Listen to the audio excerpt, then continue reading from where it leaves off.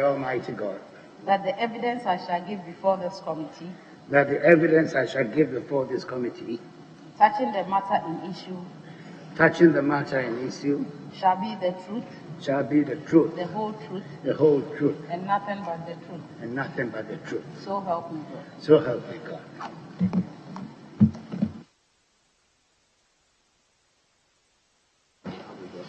Honorable Dr. Owusu Afriyie Akoto, kindly tell us briefly about yourself before we ask you questions. Very briefly.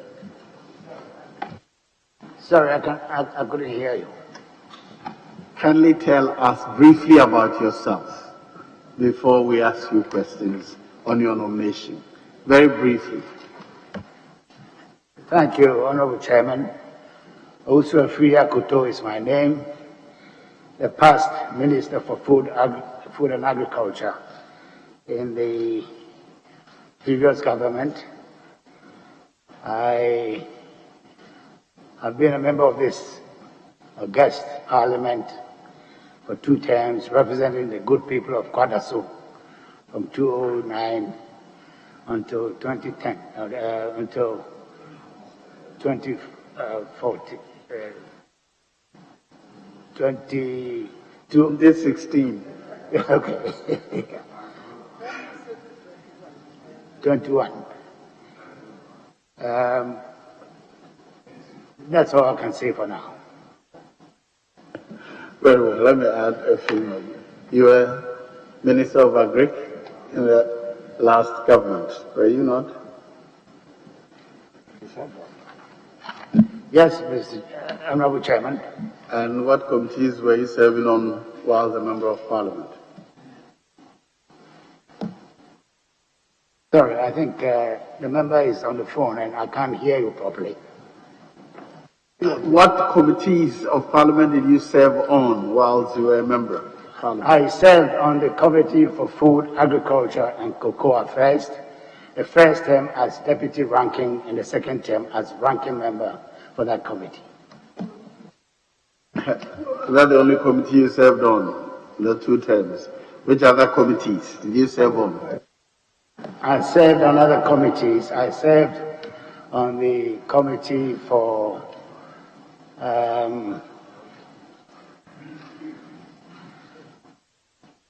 you'll have to excuse me. I have to check because basically I was more interested in my committee. Very well. Yes, sir. Yes. Chairman, let me welcome the nominee, the President Minister Designate for Food and Agriculture, and to congratulate him, but to take him just, Chairman, as you observe. Your CV, go to page 1, is the one you submitted to Chairman. I see Member Economic Management Team, I see Commissioner National Development Planning Commission. When I go to the second page, Chairman, we don't have any information on his parliamentary career in the CV. So if you can explain that, in this CV, we ought to know that you serve as member for Kwadaso, and we ought to know that you serve from this period to that period for the purpose of the record in your CV, unless there is an improved CV that I'm not aware of. But what we do have, Chairman, I don't seem to have enough information on it. Thank you, Mr. Chairman. I'll provide that additional information after this. All right, thank you. You are the President's Policy Advisor on Food and Agriculture. What is the state of food security in Ghana today? The state of food security, Honorable Chairman, is very solid. We've never, as a country, been in a situation like this for many years. And I'm saying this, it's so obvious. If you go to our markets, even in the midst of our dry season today, from the north to the east to the west, you'll see along the way, on the high roads, the minor roads, a lot of food being sold. And you look at the prices and so on, you'll realize that these prices far less than in previous years for the seasons that we are talking about. And normally, Mr. Chairman, this is the season where you have the least amount of food and the high prices because the rains are not here with us. We're in the dry season. Stocks are supposed to be at their lowest. And therefore, it's a good time to demonstrate the fact that, indeed, food security... Chairman, I just heard a nominee say that prices of food are less. You want to share with this committee how much is an olonka or a bowl of gari selling in the market, a bowl of maize, how much is selling in the market, and probably a bowl of kinky, so that we are satisfied that we have food security in the country, there is abundance of it, and Ghanaians are feeding well. You want to share that data with us? Thank you, Chair. Yes, Mr. Chairman. I've got loads and loads of statistics here. I could submit that to this committee in terms of both production of the major food items like maize and rice and so on, stocks, prices, everything is here. So if... Chairman, if you can just share a few details in a minute and submit it for our perusal. Okay. Further on, Chair. In terms of, if we take maize, I consider maize to be the most important food security crop in this country, for the mere reason that it's the only crop which grows in the four corners of this country. It's also the staple crop of most ethnic groups in this country. And before we came into office in 2017, the highest amount of production of maize in this country was 1.8 million metric tons. And I'm talking about 2016, which was the last year before we took over. Since then, Honorable Chairman, maize production in 2017 was 2 million, it hit 2 million, 2018, 2.3 million, 2019, 2.9 million, and 2020, we projected 3.1, but for the massive drought in the south of the country, in the main producing season and the minor season, we could have reached that level. But because of the drought in the two major growing seasons in the south, we were able to do 1.9 million tons. So that is one indicator. The other indicator is to do with prices. Mr.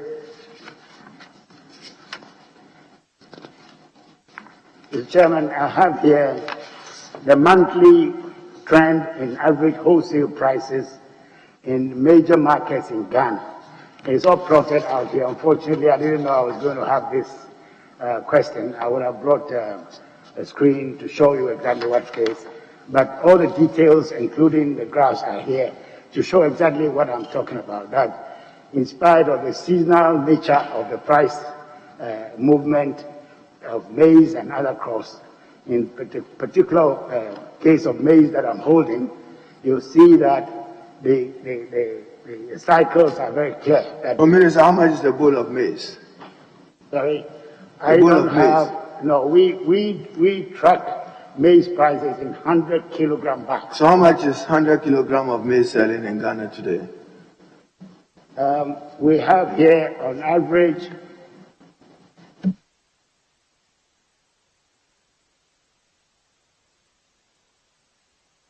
December we had 172.39 cedis per 100 kilogram bag of maize. That is the average wholesale price in this country.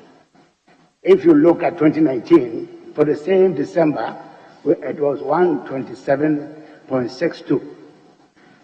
You look at 2018, it was 133.35. But, Mr. Chairman... Can you add 2017? 2017, how much was that? Sorry? 2017, how much was a bowl of 2017, it was 92.96. So, does that support your mathematics? Is it less or high from 92 to 172? Yeah, but if you take account, Mr. Chairman, if you take account of inflation, these are nominal figures that we track. But to get the real prices, in order that you have a standard way of measuring, you have to look at it in real terms, not in just nominal price terms. In economics. Thank you, Charles. So how much is a ball of kinky? You have an idea? You are responsible for? We don't, unfortunately, we don't track the prices of bowls of cake. You don't go to the micro level. But we track the prices in the wholesale markets, selected wholesale markets in Ghana. That is the job that the Ministry of Food and Agriculture does. Minister nominee, you have an idea agriculture's contribution to Ghana's GDP today, even though I know that there has been substantial decline in the last decade of investment by government in the agricultural sector. What is its significant contribution to our GDP as of today? Well, as of today, of this date, 19th of February, I cannot tell you. But I can say that the latest statistics from the central bank is pointing to 19% of Ghana's GDP. And it has dropped from 20 years ago when it was nearly half of GDP. And that's what, as chairman, you would expect in any growing economy, that the agricultural share of GDP will come down, the services and industry will go up, which is the historical fact. So this trend in Ghana is not unique. It is indeed, we expect that all the plans put in place by this government, if they are to be carried out, that the share of agriculture in the GDP will continue to fall, while the others like manufacturing and services like tourism, banking will go up. Thank you, Chairman. You are supervising a very important sector of our national economy, which probably accounts about 60%, it is quoted in some literature, of employment in Ghana. I come from the north of Ghana, and one of our main staple food is rice. Rice production in northern Ghana, apart from the vagaries of the weather, we do not have combined harvesters, and the cost of it too high for poor farmers up north. Even if you talk about acquisition of a tractor, if you take from Savulugu through Bushegu coming through Nantong, Nasia, you probably cannot find more than 2-3 farmers who may be able to afford a tractor. If you get confirmed as minister, what will you do to make this available to support rice production in northern Ghana? Thank you, Honorable Chairman. In fact, the phenomenon being described by the minority leader is not only specific to rice. It's so with all the grains. And the demand for machinery, for harvesting, for processing has gone up because production, the basic production has gone up. In the case of rice, I can say that in 2017, the total milled rice in Ghana was 433,000 metric tons. 2020, it's gone up to 1 million metric tons. This is what the Ministry of Food and Agriculture's estimates are. And so there have been more than double increase in doubling the production of rice, and therefore the quantity of the milling capacity is expected to go up. Unfortunately, the private sector has been very slow in taking up this opportunity in rice milling. So government has had to enter into an arrangement with countries like Brazil and India to bring in farm machinery, of which harvesters and milling facilities are a major part of what is going on. So government is has taken note of this shortage, and I'm sure that this year both the Brazilian supply and the Indian supply of machinery will be able to address this issue that we are discussing. Thank you, Chairman. You are reported to have made this significant statement about, and I just want to quote you, the hike in food prices. I think we all recognize that only 4 years ago, a bunch of plantains, you had to spend 40 Ghana cedis. But now, with 3 cedis to 6 Ghana cedis, you can get a bunch of plantains. It shows you clearly that we have come to reduce prices of food, even in the major cities like Accra, where there are substantial rushes in the market. You are quoted to have said this. Do you stand by the statement? Is it a true state of affairs in relation to plantain in the country? I stand by this statement. In fact, there has even been an improvement in the supply of plantain since I made that statement. Don't forget, plantain, like any other food crop, is a seasonal, has a seasonal supply characteristic. So you find that after the harvest, there's a lot on the market, and as we enter the dry season, production and the supplies go down.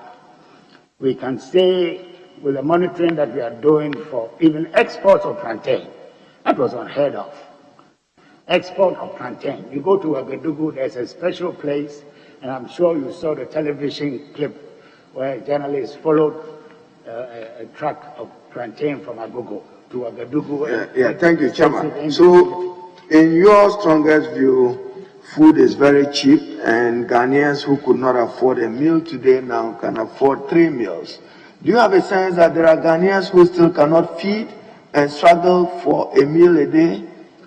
Mr. Chairman, obviously in any society, even you go to the United States or you go to the United Kingdom, there are people sleeping outside on the pavements. So we are talking about the generality of the improvement of the people of this country, not specific to a few people. The comparison is between now and what it was 10 years ago or what it was 5 years ago. And I'm very confident, and I don't think I'm the only one. I mean, there are a lot of people who bear witness to the fact that supply of food in Ghana has improved considerably under my watch as the Minister for Food and Agriculture. Thank you very much. Has your attention ever been drawn to the Ghana Ports and Harbours Authority giving a concession to a company called Fruit and Export Terminal to support the export of horticultural products through the Tema Port? I'm very much aware of that, Honorable Chairman. This is a very sore subject for me because 10 years ago, so 2008, my predecessor, the late Honorable Deborah, signed an agreement with GAPOHA to convert one of their warehouses for fruits and vegetable exports. Unfortunately, that agreement has not been complied with, and the fruit exporters have drawn my attention to that. We are in constant discussion, not only with GAPOHA, but also with the Minister of Transport to resolve this issue. So it's still a matter which is under consideration. Is the agreement functional or has been terminated? Mr. Chairman, I couldn't hear what he said. I'm saying that the agreement for the export terminal, are you aware that it's been terminated? Is the agreement terminated? Are you aware it's been terminated? No, I'm not aware of that. As far as the records of the Ministry for Food and Agriculture is concerned, that agreement of 2008 is still alive. Was there an agreement subsequent to 2008 in 2015 that you are aware of? Yes, that is part of the issue that we are dealing with. That instead of dealing with the fruit exporters, GAPOHA entered into agreement with another company, giving a concession to them. What is the name of that company GAPOHA gave the concession to, other than that to which your predecessor minister and another agreement in 2015 were signed? You want to give us the name of the company? Mr. Honorable Chairman, I do not recall the name, but I know that GAPOHA entered into a concession agreement with another company. I cannot mention their name. I have to look through the records. We will need it for the purpose of the oversight we are exercising. But you are aware that naturally if you terminate a concession agreement, the consequence of it may be judgment debt. Are you aware of that? I'm very much aware of that. will you work to avoid a judgment debt on the state of Ghana, as that itself can amount to contributing to some financial loss to the state? Yes, I'm very much aware. Chairman, I will take the nominee back. That one is a policy decision of President Nana Akufo-Addo. Probably it came to Parliament.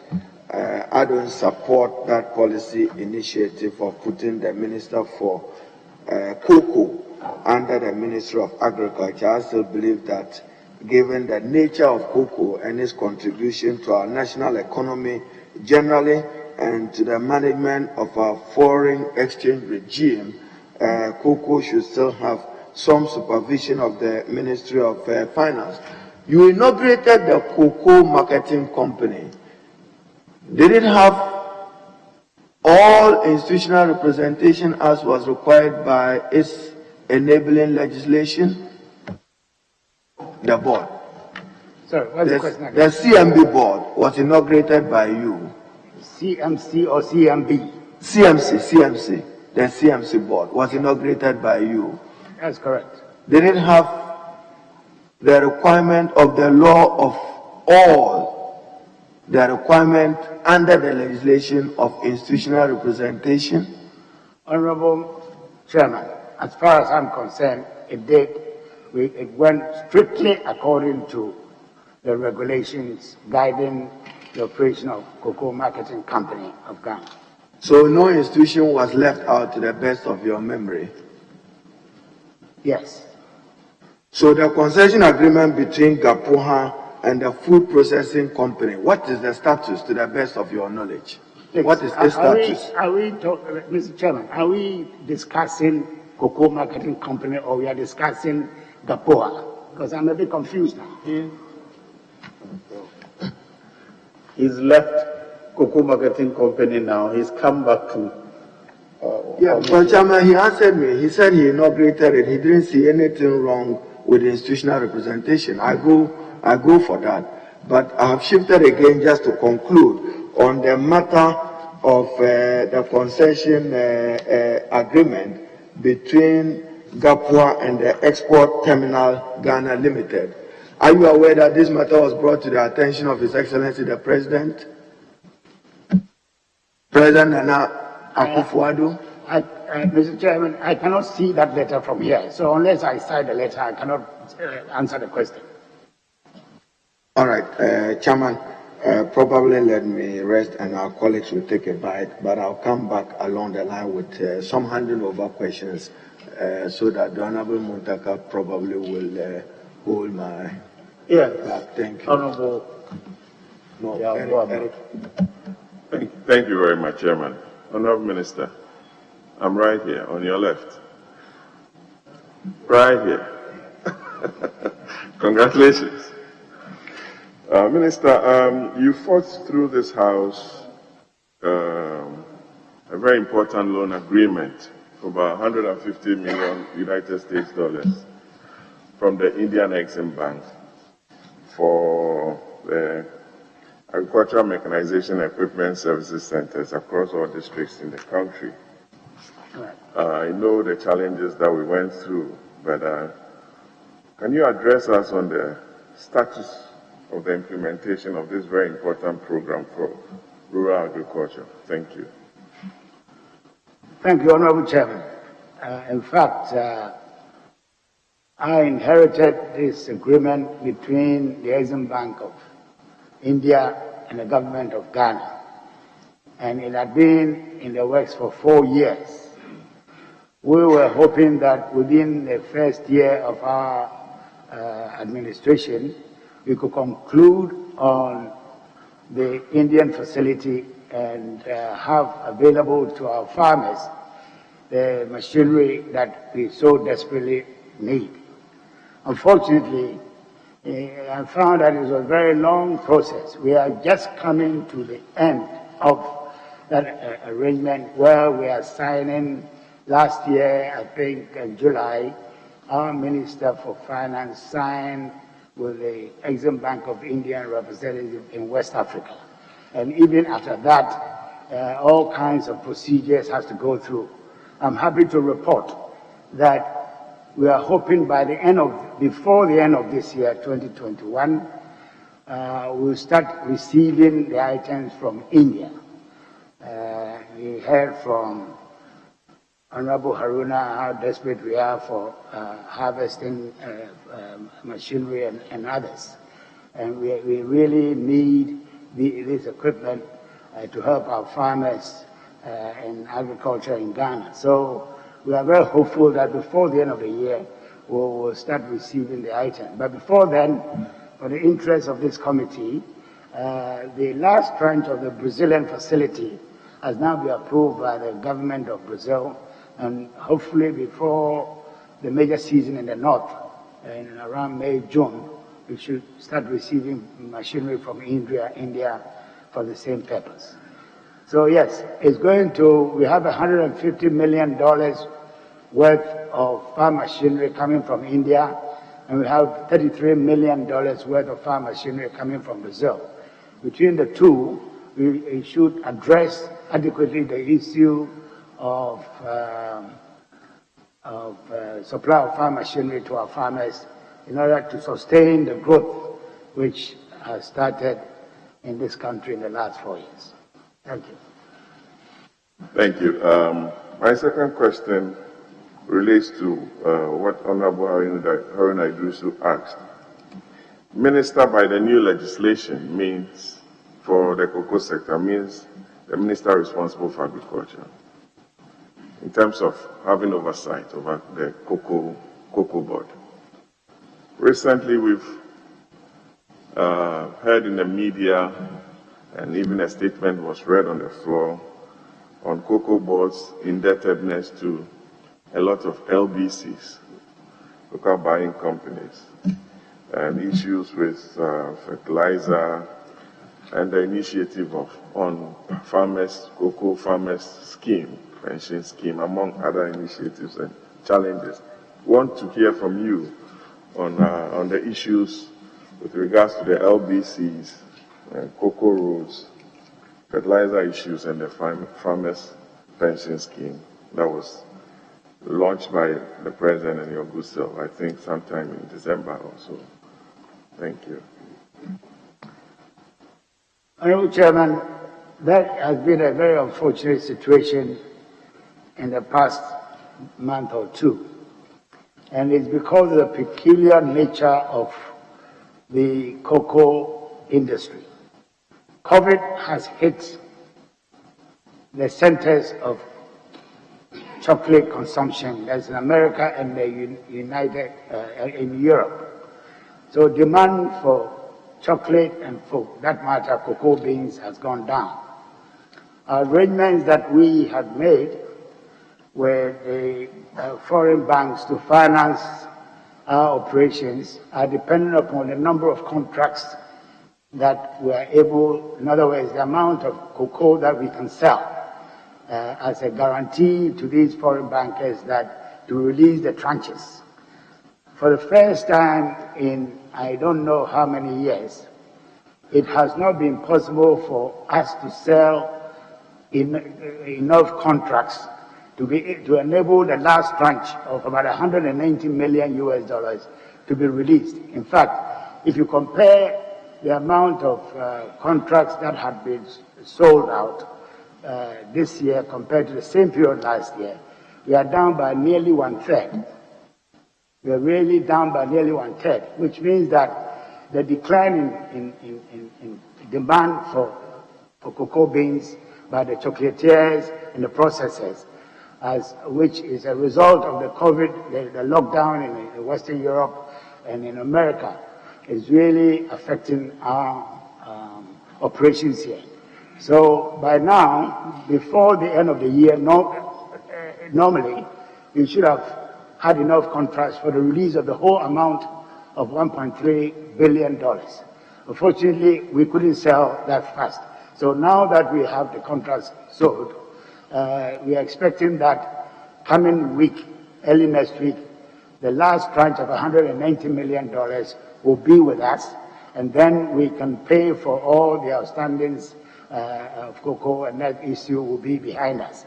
In the meantime, the central bank is cooperating very closely with Cocoa Board to give them some bridging facility to help some of the LBCs to pay for the cocoa that they had taken from the farmers. So that's how far we are in the situation with the LBCs and cocoa farmers. Thank you. Honorable, I didn't hear from you on the farmers' pension scheme. I'm sure you address it whilst I tie it in with my last question. I know you are a very big farmer in coffee, but looking at the report on the coffee subsector, it's not that encouraging. And can you let us have some understanding and what you are doing to improve upon that sector? And that's my last question, Chairman. Thank you.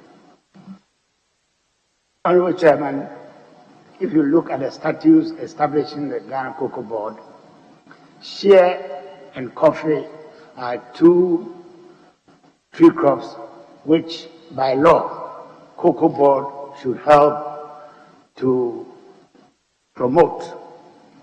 Unfortunately, that part of the work of Cocoa Board has not really taken off. I remember very well, as a ranking member in this august house, I initiated the process with the government at the time to provide us with $4 million, to provide a $4 million project as a pilot for coffee development. And the committee, those of you who are here, who are members, you remember after the third year, we went around the country to inspect these projects. And they were great prospects. I mean, you went to eastern region on the Kwahu Hills. You went to parts of Ashanti, eastern region, Brong Afo. Then the pilot scheme had been very successful. And at that time, I even recommended, as a ranking member, the government should make available 40 million cedis to enter into the main project. Unfortunately, that money didn't come, so we're stuck with a pilot. But you may know that we have initiated this great idea of diversification out of cocoa by selecting 6 crops, 3 crops, for which this august parliament approved the establishment of an authority. The President of the Republic last year inaugurated the board and the management of this tree crop development authority in Kumasi in November last year.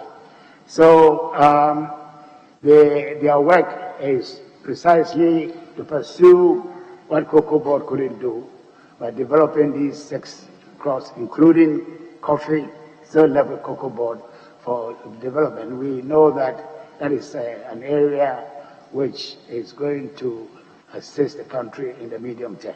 Thank you. Thank you very much, Mr. Chairman. Honorable nominee, when you won elections and you became the Minister for Agriculture, I assumed your position as the ranking member.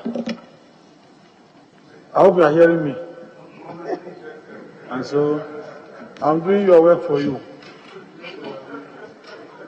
One of the major challenges facing the agricultural sector in Ghana has to do with lack of access to funding. Access to funding.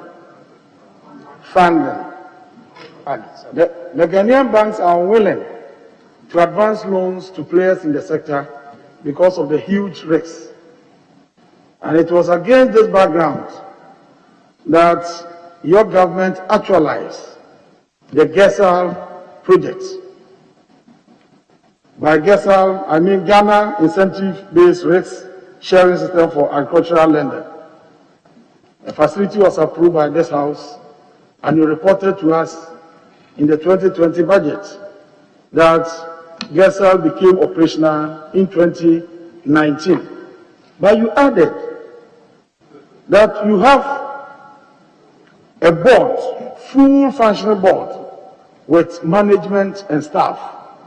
And he also indicated under paragraph 580 the arrangements the board is making to get more funds for farmers and those in agribusinesses. What specific legal instrument delivered this board?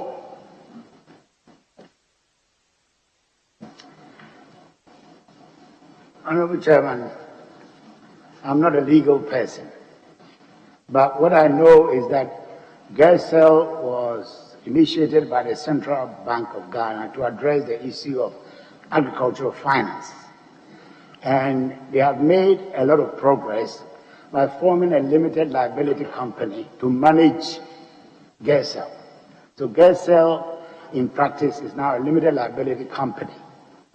The constitution of the board, I have to consult with the central bank, which is the sponsor of this, of GERSEL.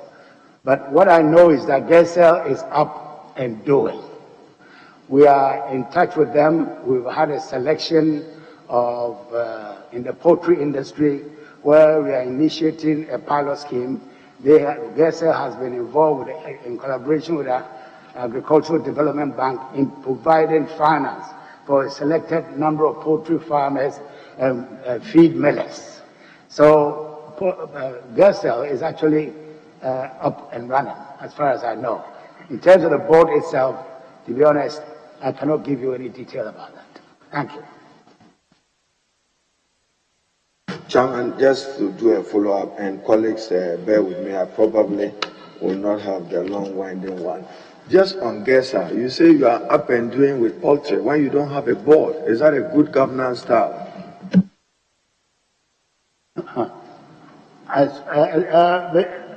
Honorable Chairman, as far as I'm concerned, we have been, between myself, the governor of the bank, and the Minister for Finance, we have been collaborating in trying to get this model financing for the poultry industry on a pilot basis. And that if it worked, then we're going to extend it to other agricultural activities. I know for a fact that GERSEL is now a limited liability company. Limited liability companies, you have to have a board. So I'm very surprised if there's no board, then management alone cannot take decisions. Or then it means that GERSEL Limited is not properly constituted. And I doubt whether the central bank will supervise such an auditing. I know that the Minister of Finance is has an update about that insurance initiative on the agriculture. Can you just assure us that you work with the Bank of Ghana to allow for the takeoff of that initiative? Sorry, Honorable Chairman, can you repeat? I say I have read budget statements of the Honorable Minister for Finance, and he has an update. He seemed excited about this insurance intervention in agriculture. So I'm asking that if you do become minister, will you work with the Bank of Ghana for the takeoff of the initiative? Honorable Chairman, that's precisely what I've just said. That right, already... that's appreciated. Chairman, there was between 2017 and 2018 in the public space, there was this cocoa roads, for instance, the Eastern Corridor in the Volta region, many other cocoa roads dotted around the country. You are now supervising minister for the cocoa board. We are told that there was some audit. You have an idea what the findings were, any wrongdoing, how much did it cost to undertake the audit, and can the audit report be made available to us? Thank you, Chair. I know of that an audit took place at the beginning, I think 5 months after we came into office. But this is something that was done between the Ministry of Roads and Highways and Ghana Cocoa Board. If the member wants further information, I can always provide that. I will appreciate the report. And Chairman, my last question. Fertilizer pitches in Ghana, there is a company, AMG, capital A, capital M, capital G, which probably was incorporated in 2017, I hope I get it right, which has won a number of major contracts. I'm also aware that the Ghana Exim Bank have loaned them some money. The servicing of it is not as good as it should be. Do you have any interest in the company? Is there any relationship? Honorable Chairman, I deal with loads of companies in the Ministry for Food and Agriculture. In fact, in this particular activity of fertilizer, there are over 50 companies that we deal with. All the 50 companies cannot be, the details cannot be, and their activities are beyond me. So I'm not in a position to answer that question. All right, thank you, Chairman. What do you want to leave as your footprint for President Nana Addo Dankwa as your legacy as Ghana's Minister responsible for food and agriculture? Thank you, Chairman. Planting for food and jobs. That's what I want to leave for the people of Ghana. Thank you very much, Mr. Chairman. Just a short follow-up. You indicated in your response to the question I posed on GESA that Bank of Ghana has formed limited liability company. Who are the shareholders? Bank of Ghana. Now my next question has to do with planting for food and jobs. The legacy that you intend to leave behind. You have indicated to the whole country that under planting for food and jobs, you created 2,286,892 jobs. In fact, the Minister for Employment included this figure in his calculation for the number of jobs the government of the MPP and Nana Addo Dankwa Akufo-Addo has created within the last 4 years. But I recall that in your budget you reported to this House that 94% of these jobs that you have created under planting for food and jobs were created on the farm. They are farm level employment. When you calculate that 94%, it will give you 2,194,678. These are jobs you claim you have created through planting for food and jobs on the farm. When you talk about farm level employment, what exactly do you mean? Can you give us the specifics?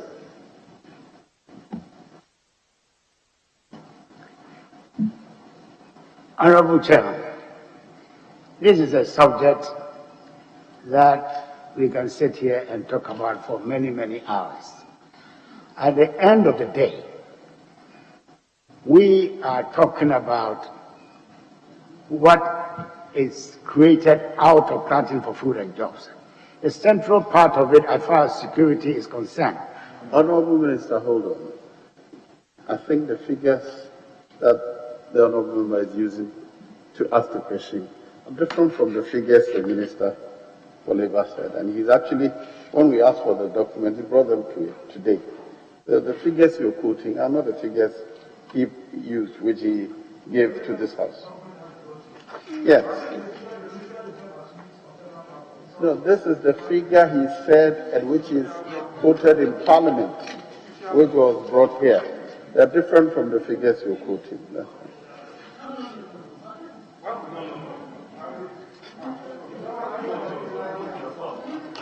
Sorry? I'm saying that the figures you are ascribing to the Minister for Labour is different from the figure the Minister for Labour brought to this House. He came to answer a question in the House, and he submitted the documents. This is a copy he has just brought because when he appeared before us, we asked him to bring the same documents. He brought them to us this morning. So I want you to ask your question, but quote appropriately the figures, not the figures you're quoting. That's not what is official document before us. Chairman, the figure I quoted, I said the minister himself.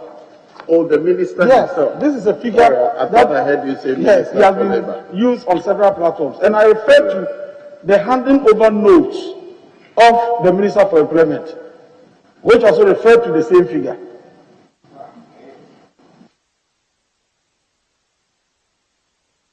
The 2.2 million jobs and the planting for food and jobs. Sorry. I've been left totally confused, Honorable Chairman. Can he repeat the question? Honorable nominee, how many jobs have you created under planting for food and jobs?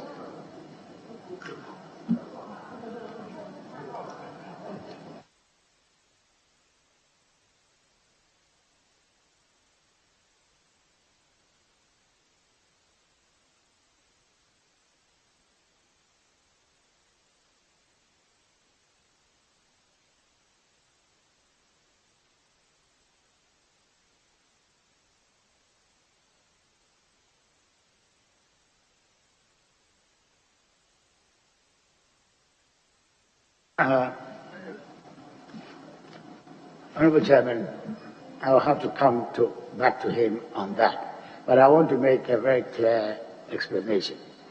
We are talking about job creation, which is part of the title of the government's policy, planting for food and jobs.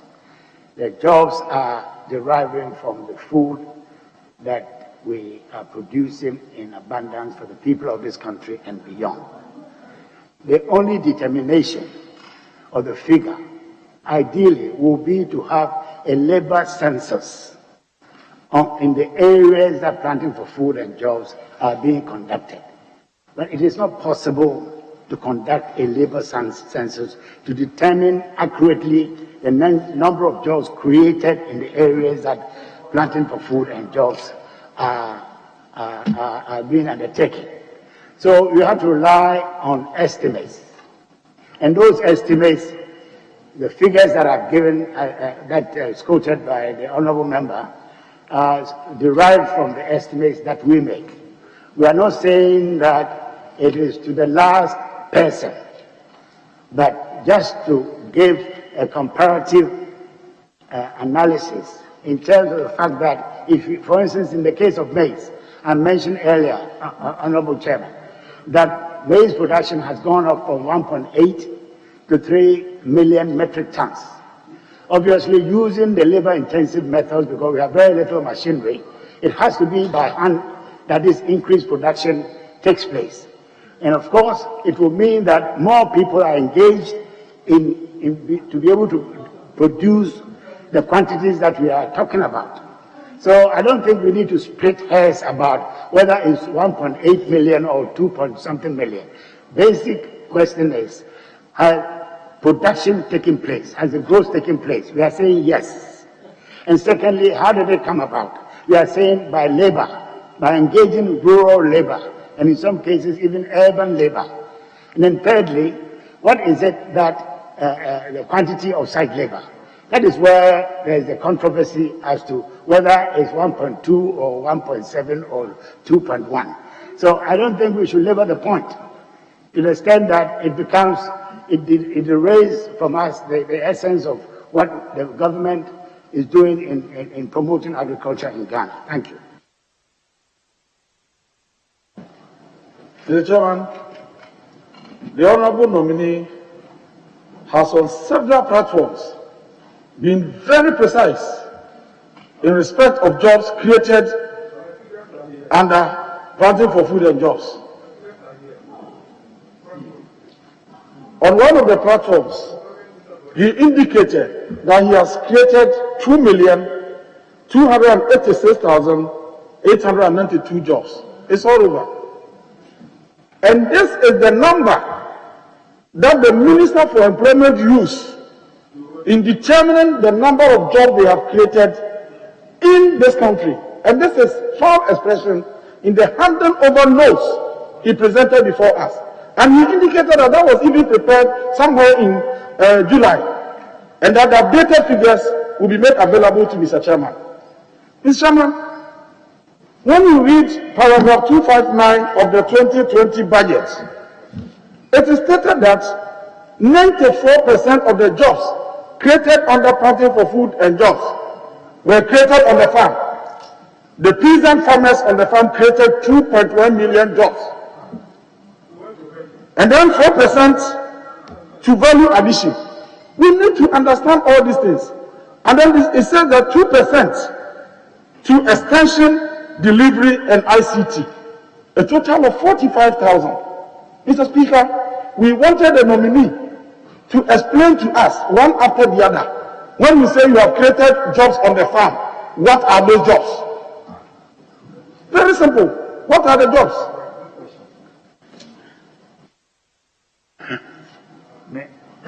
Honorable Chairman, I still do not understand the intervention of the Honorable Member of Parliament. I don't. Honorable, all he's saying is that when you say you have created jobs on the farm, yes, what jobs have you created? Very, very simple. First of all, before we came in, there was very little application of fertilizer, and I have the figures here that I can quote. So, Planting for Food and Jobs is encouraging farmers to apply fertilizer using improved seeds. So, the increase in fertilizer, the application is done by hand, by labor. So, obviously, the same number of people cannot carry on with this. They have to get more labor from outside their families to be able to do that. That's the first point. The second point is that once, Mr. Chairman, is there an intervention? Once the seeds are in the ground, because of the fertilization, the amount of weeds increases. So you have to employ more people to maintain the farm. Then after that, you are talking about harvesting. Instead of 2-3 bags, we are talking about, in some cases, 15-20 bags. So the additional production has to be harvested by hand.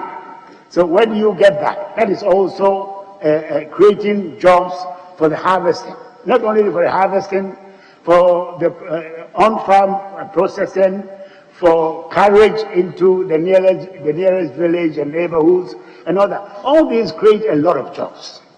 Basically, that is what it is. And in fact, in undergraduate farm management studies, you are taught that you need so many Mondays to do this work, to do that work, to do that work, and then you put it all together to say that you have every acre of land that you operate for cocoa or for corn or for soya, so many Mondays of labor are created. That's the basis on which we do these estimates. So if you accept the fact that production has doubled in some cases, it's even gone up 3 times, soya production and so on have all gone up. They are the source of the creation of the jobs that we are talking about. And that is more important than to say that it's created 1.2 or 1.3 or 1.4 million jobs. Labor is an input into production. Land is an input into production. Fertilizer is an input into production. Land is an input into production. So all of these have to be calculated in order to come to an estimate of the profitability of each crop that the farmers produce.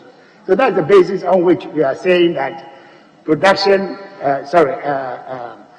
so many jobs have been created. In any case, Honorable Chairman, these calculations are done between us and the Ministry of Employment, because they know the regulations and the definition, international definition of what is employment. They represent Ghana at ILO, International Labour Organization, and so on. So we cannot do these things on our own at the ministry. We provide them with the basic data, and based on their framework, they come up with a calculation, and hence our contribution to the Minister Designate for Employment. Thank you. If I get you well, do you mean that when a farmer takes, let's say, 5 bags of fertilizer, you assume that having taken 5 bags of fertilizer, the farmer will employ 10 people. Then you write 10. This person take 3. You assume that he will employ 5 people, then you add 5. That's aggregated to the 2.1 million you are talking about. Is that the impression you are creating? Honorable Chairman, please. I'm trying to discourage our honorable member here from splitting hairs. And the way I see it, I don't see how an answer to that question. Just answer quickly what he has asked. No, but the point, I'm trying to understand the question, but I don't understand the question. Very well. And if I don't understand the question, I cannot answer. Let me make it simpler for you. It says, in counting jobs created, do you count the short-term employees, like those who are employed to apply fertilizer for this period and left, or they are talking about just permanent workers? That's my understanding. Is that right?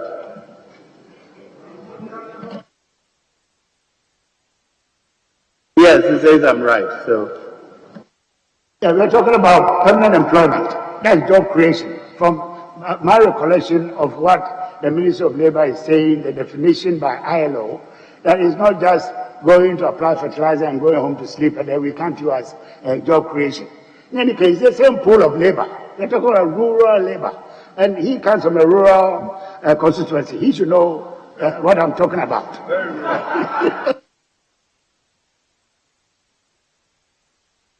So, Mr. Chairman, honorable nominee, on what basis do you determine the number of people employed on the farm? On what basis? I think he has answered that question. The Ministry of Labour uses the ILO regulations. He said that in his answer. And that regulation, what does it say? So what is that regulation? What is that? No, we want to understand. Mr. Chairman, this is a very important issue. The nominee is in charge of the sector. He has implemented a very important program. And he claims that that program has generated so many jobs. We are now interrogating those jobs. And he's saying that, when we supply the fertilizer. Honorable member, ask a question, please. So I was just asking, what is that regulation? The ILO regulation that determines the on-farm employment. What is it? Chairman, I'm surprised. The Minister of Labour himself has been here. He didn't ask him that question. So, do you know that regulation or not? Just answer shortly. Honorable Chairman, do you know that particular regulation or not? I will refer to my brother, the Minister of Employment. Yeah.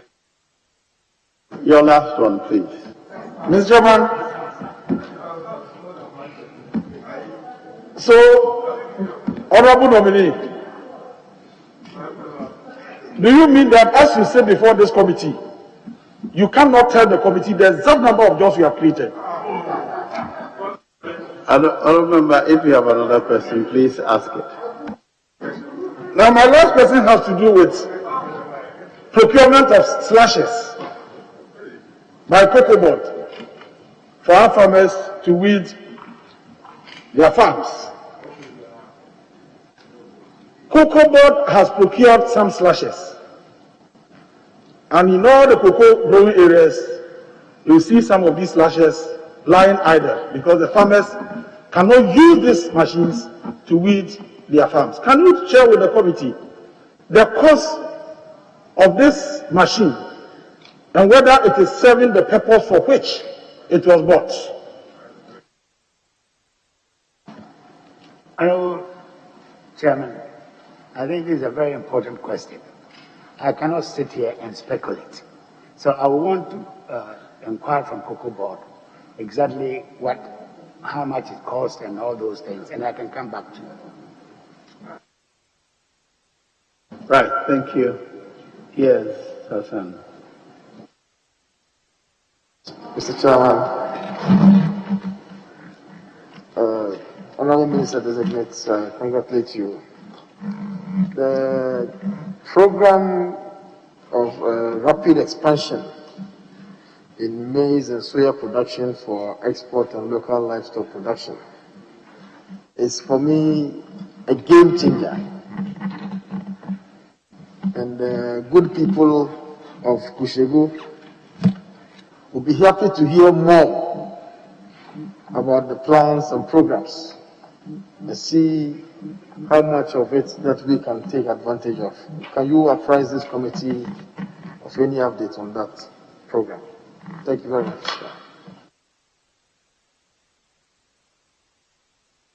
Thank you. Honorable Chairman, this program has 5 modules. Planting for Food and Jobs has 5 modules. The most popular is the food security that everybody calls Planting for Food and Jobs. And it's been conducted in a way that over the past 4 years, more and more smallholders have been brought into the program. In fact, we started with just about 200,000 farmers, and as of last year, 1.7 million farmers are benefiting. And you can see that the 2 basic inputs, Honorable Chairman, to do with giving the farmers improved seed, which sometimes can give 3, 4, 5 times more yield than the traditional seeds that they are used to. And then the fertilizer, the quantity of fertilizer that we are giving to them have also skyrocketed. And I'll give you some statistics. In terms of seeds, in 2017, we distributed 4,400 improved seeds of maize, soya, sorghum, millet, and the others, rice, and so on. By 2020, that figure had gone up to just below 30,000. I mean, leaps and bounds, from just 4,400 to 30,000 metric tons of improved seeds. And this year, we intend to do, 2021, we intend to distribute 40,000 metric tons of improved seeds to these farmers. At the same time, if you look at the amount of fertilizer, in 2017, we were able to distribute 121,000 metric tons of organic and inorganic fertilizer. By 2020, that figure had jumped to 424,000 metric tons.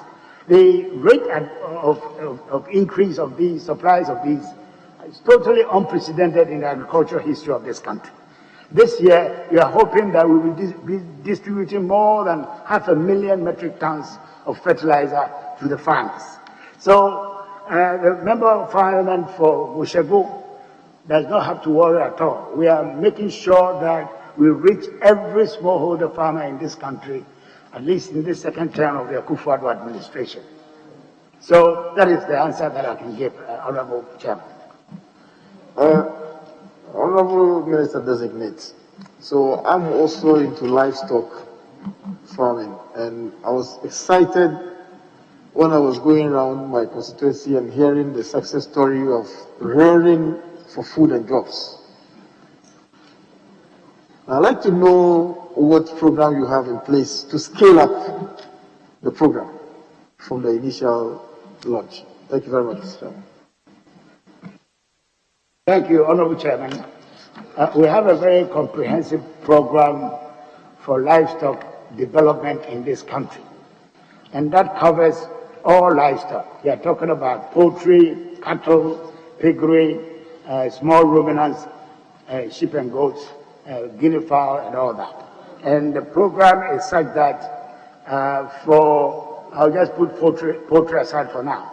We import high breeding species from the Sahelian region, bring them into Ghana, and distribute them to farmers, selected farmers in a selected number of regions, especially in the savannah regions, the 5 savannah regions, plus some Bono East and so on. And every year we are increasing the numbers. We give these hares to the farmers, and we expect them to keep them for a year, and whatever comes out of that, we take that out and give it to another set of farmers. So gradually it becomes an exponential growth in the number of livestock that the farmers are producing. So basically that is it. But I can give you the numbers. In the first year, 2019, 7,500 sheep were distributed to 750 farmers. Currently, 23,000 sheep and goats are in the process of being distributed to 740 farmers and 11 livestock breeding stations of the ministry. So if you come to piggery, you have the numbers here, and so on and so forth. But I think in terms of the economy, the most significant part of the rearing for food and jobs is poultry, because Ghana is spending something like 350 million United States dollars importing chicken meat into Ghana.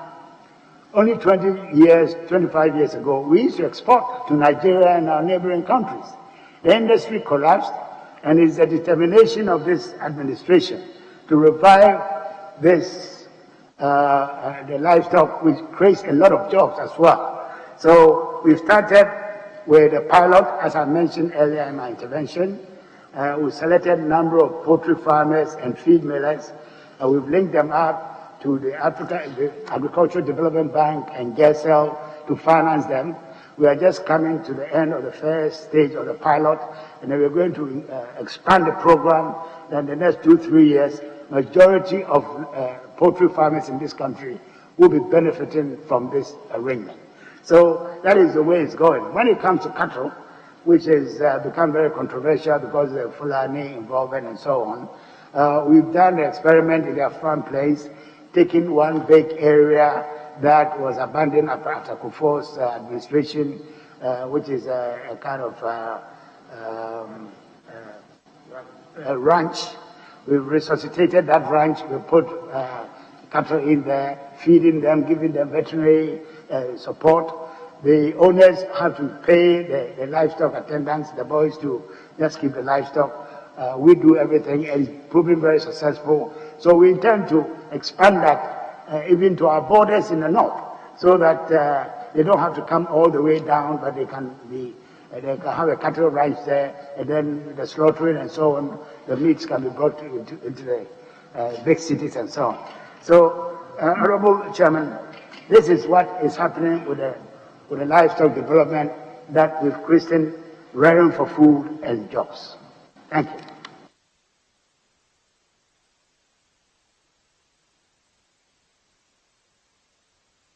Honorable Jerry.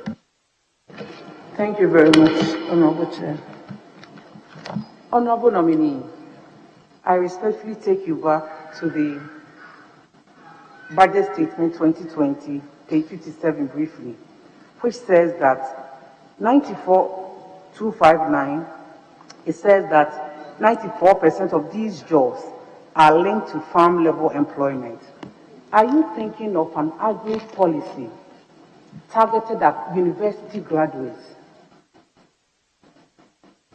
that will help them to get employment, high-end employment in the agribusiness? Because it's obvious that these are low-level employment. Are you targeting young university graduates in high-level employment in agribusiness? Thank you. Madam Chair, one major component of planting for food and jobs, the module that we call greenhouse villages, whereby we have created 3 villages, one in Dawinya, one in Bojuase, and the other in the center of Ashanti, Akumadan. We, with the help of an Israeli private sector company, we established these 3, which has targeted towards the youth in particular. And the youth, I'm talking about agricultural graduates and diplomats. Well, we train them on site for 3 months, 7 days a week, residential. After that, the best ones amongst them, we take them to Israel. As I speak to you, we have about 120 of these trainees who have come out of this scheme, working on kibbutz to get first-hand experience. And they are not just going there as surplus labor. They are going there as paid employees. Some are getting as high as $1,500 a month with free accommodation and so on. The first, the pioneers have come back. We've resettled them in this same area because each one of the villages is sitting on 90 hectares, 120 hectares of land, and we are only using 5 hectares at the moment. So as and when they come, Ministry of Food and Agriculture will help them to settle, to do their trade on the site, so that there will be a common arrangement for marketing the produce and all those things, and then they will just concentrate on the production, intensive production. And this is high-tech agricultural production for highly qualified youth. We are hoping that we get into a kind of PPP arrangement with a private company to come in with their own resources to help to expand. Everyone wants to ask a question, so make your answers short for us, otherwise we will keep long today. So that is an answer to your question, that yes, there's a component which is looking at highly qualified agricultural graduates and diplomas to be part of the Planting for Food and Jobs program. Before I ask my next question, I'll encourage you to expand it so that we can all feel the impact in Ghana. Expand that. Before I ask my next question, I will encourage you to expand that project so that a lot more young graduates get the opportunity in agribusiness. Okay, my next one is more localized. In Bono East and Bono region, there's a lot of tomato production there. Tomato production. We grow a lot of tomatoes in Bono East and Bono region. However, in the months of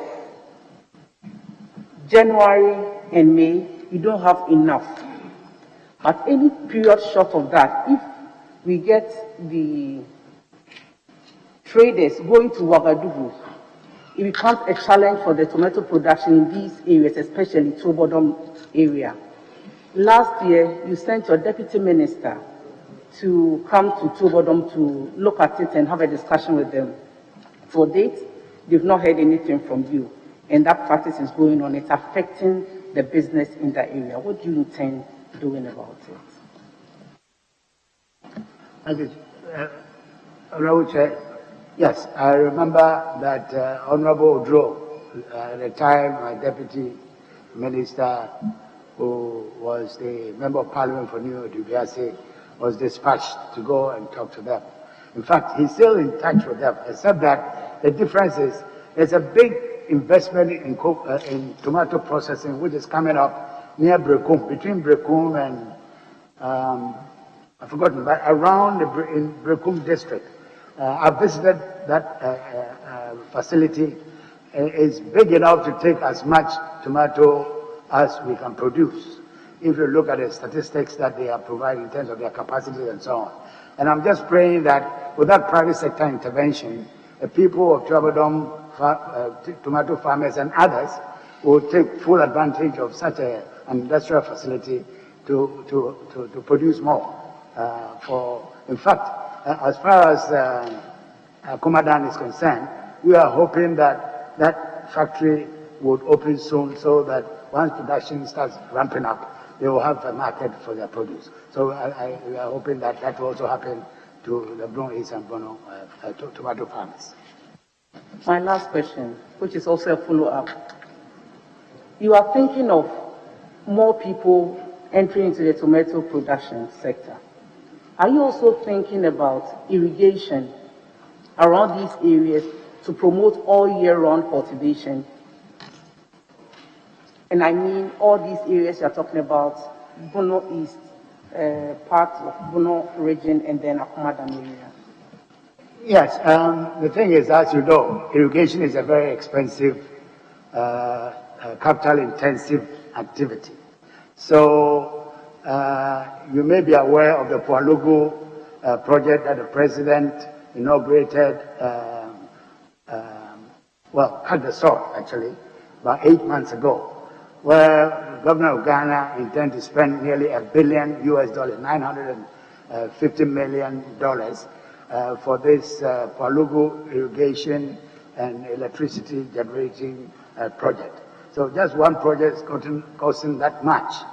But as far as Bono East, Bono West, and the forest belt is concerned, God has endowed this country with huge valleys full of water that we can produce a lot of rice and so on. And the ministry is doing everything to promote such activities. And in fact, even vegetables, of course, because if they are at a check all over the place, that's where the water is throughout the year. So I would look at the natural endowment aspects to promote production first, before spending the huge amounts of money, hundreds of millions of dollars, trying to bring irrigation to these places. So we are aware that in the very dry areas of this country, yes, they will need irrigation, and that's why we are doing the one village, one dam project in the northern parts of the country. But I think that in the forest valleys, we have overlooked a natural endowment which can really change our production in terms of exploiting this resource with rice and other high water demand crops. So we are looking at that as well. Thank you. Thank you. Yes, Honorable Patricia PJ. Thank you very much, Mr. Chairman. Honorable nominee, congratulations. And as a former Minister for Agriculture, we are very proud of you for introducing the Planting for Food and Jobs program.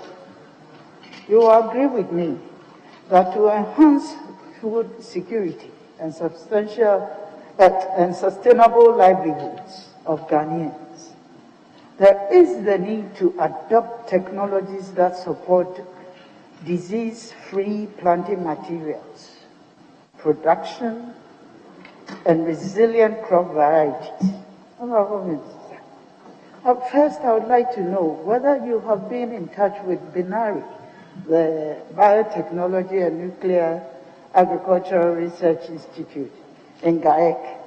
And if you have, how do you intend to adopt current and scientific proven nuclear-related techniques in this area?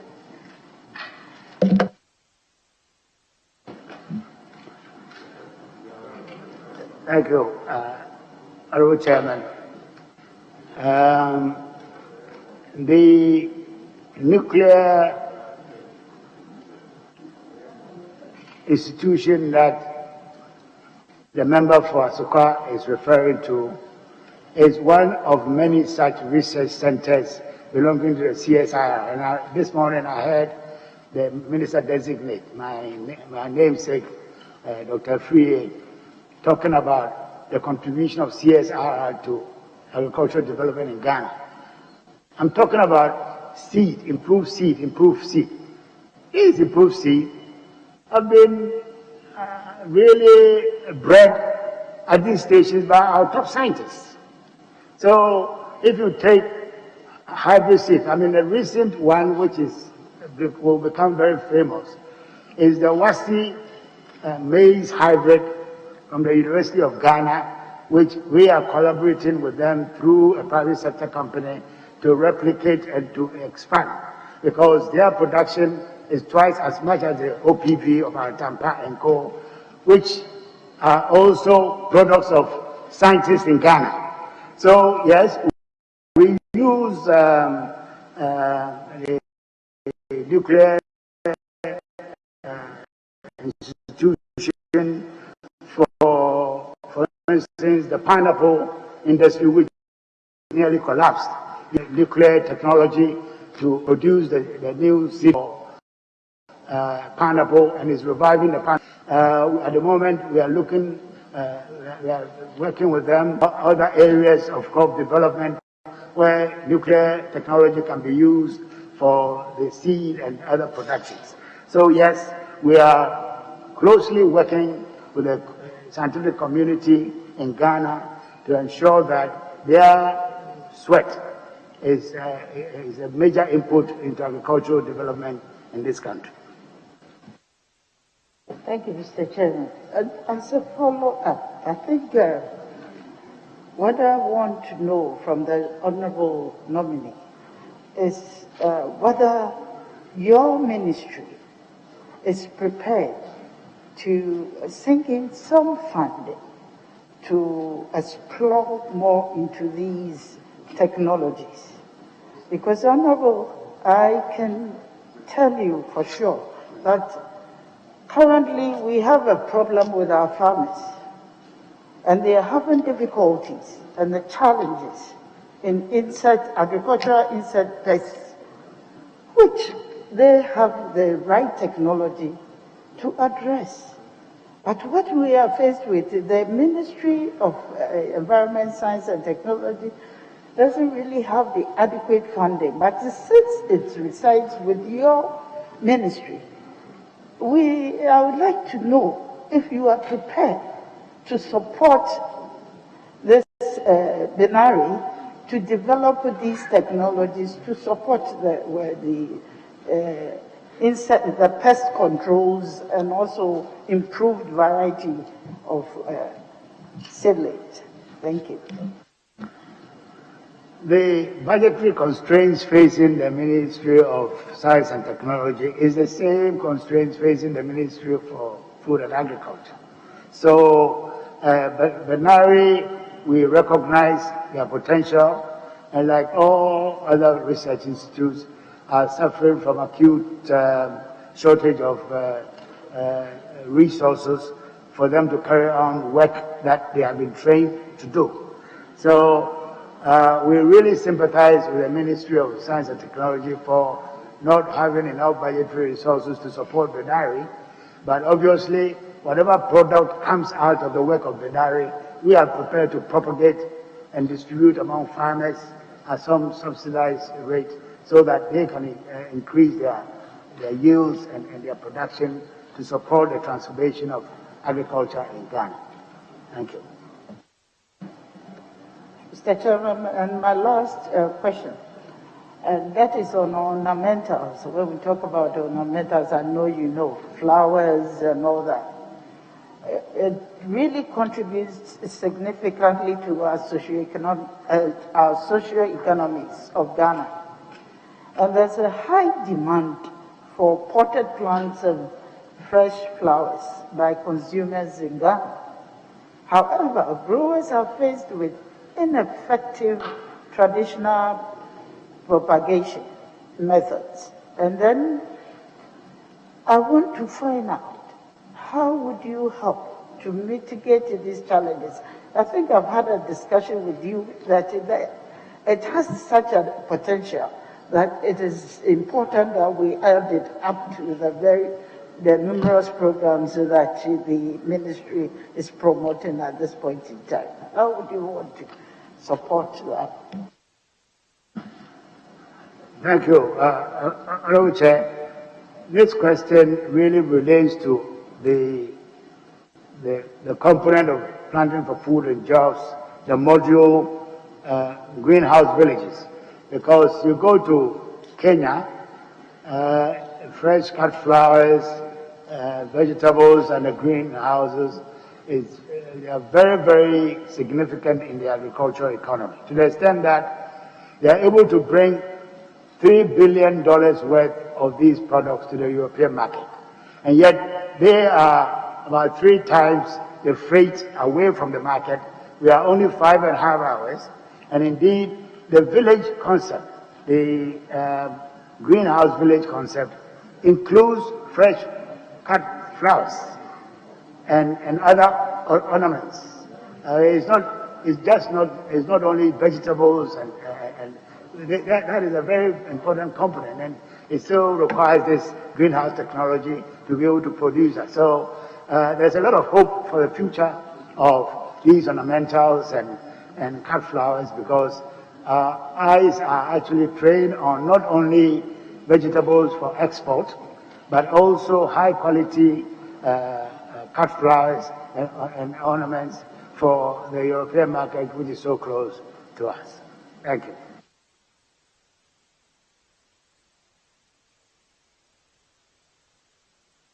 Yes, Honorable Sandra. Thank you very much, Mr. Chairman.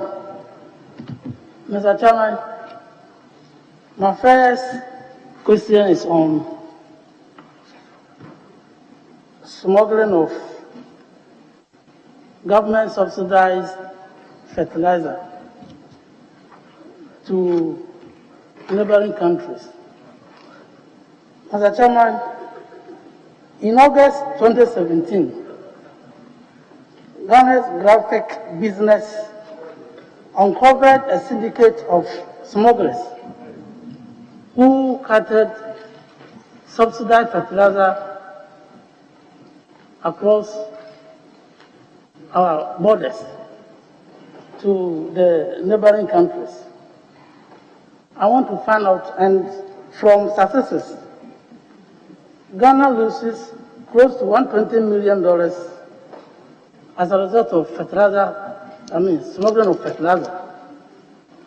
I want to find out from August 2017 to date, what practical steps did you take to prevent or stop smuggling of government subsidized fertilizer in the country? Thank you. Honorable Chair, since this is a house of record, I want to find out from the honorable member this $120 million that he talks about. Honorable Minister, if that is not correct or you don't know that, say that, but you don't ask the question. Okay. So let you give us the answer. Because I'm surprised. The total amount of money we spend on fertilizer in this country, it means that half of it is carried away across our borders. And that cannot be true. This is why it's a rhetorical question, but it is a fact that I'm stating that it cannot be $120 million. In any case, Honorable Chairman, we have taken very severe measures in the last 2 years to stop the leakage, the illegal trade in fertilizers across the borders. And the reason why it is there is very simple. We are the only country around us which subsidizes fertilizer in seed. No country does that. And therefore, and we are subsidizing fertilizers, as has been indicated, 50%. So the smugglers have a field day with a huge amount of money if they are able to carry one bag across the border. But I would like to, in answer to his question, I would like to come out with 4 items that we have done. First of all, we have restricted the distribution of fertilizers to the districts that are known to be indulged in this trading. And these are in Upper East region. We have 6 districts that we have restricted the movement of fertilizer into. Upper West, 6 districts. Northern region, 2 districts. Northeast region, 1 district. And Volta region, 5 districts. So for the last 2 years, we've restricted the movement of fertilizer to these districts because we know them to be the centers of this illegal trade. Now, apart from that, we have also branded all subsidized fertilizers with big logo, Planting for Food and Jobs, with a yellow band diagonally crossing every bag. And the bags of fertilizer for subsidy has also been reduced from a unit weight of 50 kilograms to 25 kilograms. So that is another area that we are doing. We are resorting to reduce to the minimum the movement of fertilizer across our borders illegally. At the moment, we are trying a new system of e-monitoring of fertilizer distribution. We've experimented in the northern region with, I don't know, maybe 50,000 farmers, where we register them, take their thumbprints, give them a card, and they can load, just like Momo money, they can load on it, and then use it at the retail and pick up their fertilizers to go and apply on their farms. So we have gone to a great extent, and is working. And not only that, because of the threat of jihad in the northern part of West Africa, Ghana has stationed platoons of soldiers along our border in the north, from east to west. And we are collaborating with these platoons also to monitor movement of fertilizers and other products, including some petroleum products across the border. So this has effectively reduced to the minimum the amount of fertilizer which crosses the border illegally. Thank you. Yeah. Thank you, Mr. Chairman. Mr. Chairman, my next issue is on cocoa production. Mr. Chairman,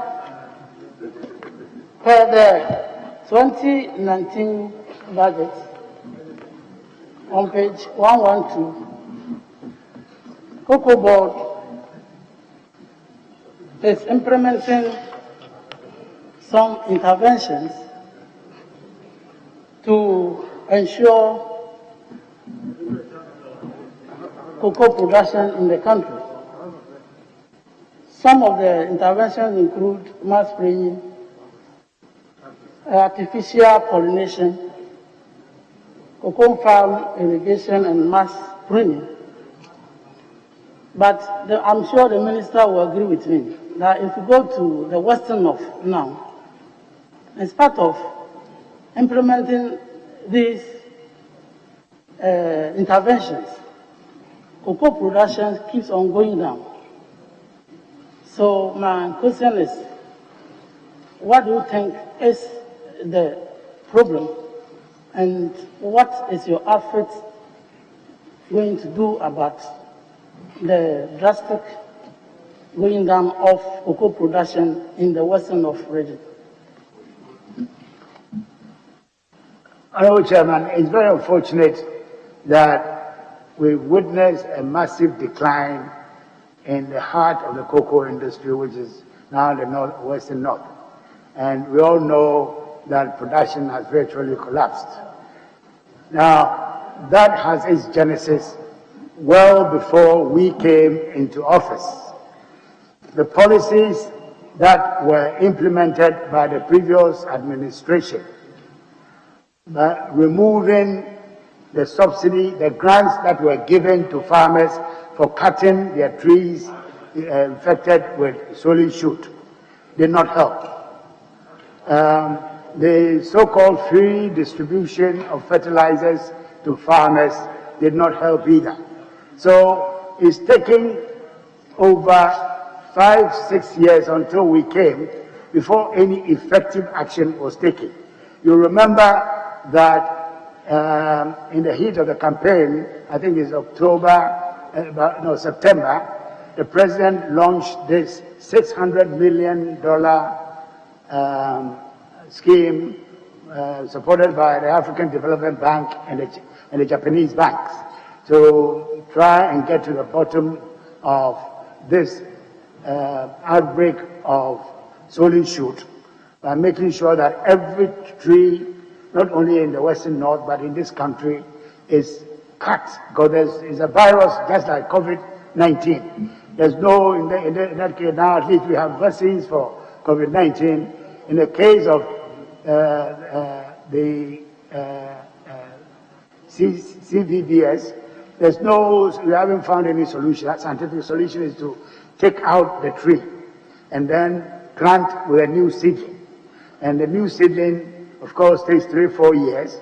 So we are giving grants to farmers who uproot, take out their trees for the 3-year period that they wait for the new seedling to start yielding. The government is giving a grant, I've forgotten how much, every year to support their incomes whilst they wait for this. And that is encouraging the farmers to voluntarily come forward and cut their trees. And it's going very, very rapidly. I don't have the statistics. Last year, the number of trees that were cut compared to, that's 2019, compared to 2020, is a huge increase in the numbers. So farmers are now very comfortable with this scheme that has been put in place by us. And we are hoping that there will be a massive revival of the cocoa industry in the Western North in another 3-4 years when the scheme is fully implemented. Thank you. Honourable Member, be guided and take a cue. That will be your last. Mr. Chairman, My next question is on the payment of cocoa purchased by cocoa board to cocoa farmers. At the moment, the minister is aware that cocoa board owns the LBCs, and therefore the LBCs also own their district managers and purchasing clerks. The minister tries to provide some answers, reasons that have accounted for this non-payment to the farmers. Remember. Mr. Please. I know what I'm doing. Obi, sit down. Be quiet and listen to me, please. Yes. What is this?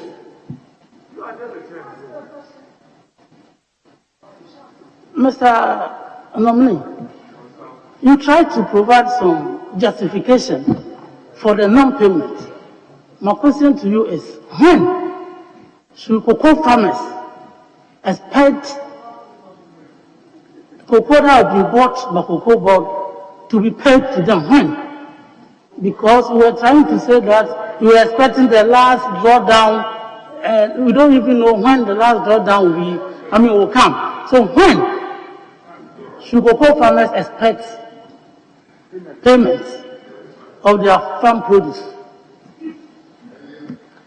The chairman, I've spent some time on this subject, but because Honorable Ahi is a good friend of mine, I will indulge him with an answer. Monday, farmers will start getting it paid. Yes. My last question. Honorable, respectfully, you must sustain your turn. Hey. Thank you, Honorable Chair. Congratulations, Doc. Doc, congratulations. And my question relates to the Ghana Côte d'Ivoire Sustainable Cocoa Initiative that was established, among other intents, to promote better pricing for farmers and to combat the cross-boundary smuggling and to promote other interests. Can you apprise the committee on the benefits yielded so far, and what would you do to sustain the gains in this collaboration when given the nod? Thank you. Sorry, I think, Mr. Chairman,